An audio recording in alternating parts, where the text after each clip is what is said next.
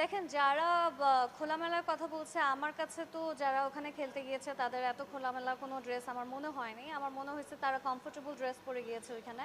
So খোলামেলা ওনার কাছে লেগেছে, but at the same time আপনি যদি যারা যারা এটা নিয়ে কথা বলছে, যারা যারা এটা নিয়ে নিউজ করছে বা যারা যারা এটাকে নিয়ে খুব বেশি হাইলাইট করছে, বলছে মেয়েরা খোলামেলা ড্রেস পরে, তাদের যদি আপনি ব্রাউজার হিস্ট্রি সার্চ দেন তাহলে দেখবেন যে তারা এর থেকেও বেশি খোলামেলা পোশাকের নারীদেরকে দেখছে, যারা আপনার বলিউড ফলো করে, হলিউড ফলো করছে, বা আরও হয়তো আরও হিস্ট্রি পাবেন ওদের ব্রাউজারে গেলে পরে। সো আই ডোন্ট নো যে এইখানেই কেন শুধু মেয়েদের পিছিয়ে পড়ে থাকে, যেখানে ওয়ার্ল্ড ওয়াইড তারা এগুলোই দেখে চলছে। আসলে কাদেরকে মিন করে বলছে এটা তো আমি জানি না, আমরাই ছড়াচ্ছি না কেউ।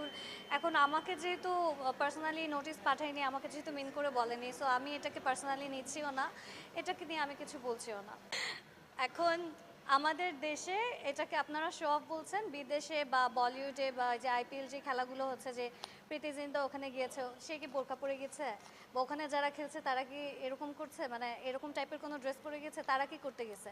সো এটা যারা বলছে আই থিঙ্ক এটা তাদের মেন্টালিটির একটা প্রবলেম আছে, নেগেটিভ মেন্টালিটি। তারা জাস্ট কোনোভাবে দোষ দিয়ে দিতে চায়, বা I don't know, there must be some problem. বিকৃত মস্তিষ্কের মানুষগুলাই শুধু এগুলো বলছে, বাট আই ডোন্ট থিঙ্ক যে এটার সাথে খোলামেলার সাথে খেলার কোনো সম্পর্ক আছে। টোটালি আমার পার্সোনাল থিঙ্কিং হলো যে আমি ওখানে এমনই ড্রেস পরে গেছি যেটা আমার জন্য কমফোর্টেবল ছিল, বাকিরা ওইটা পরেই গেছে।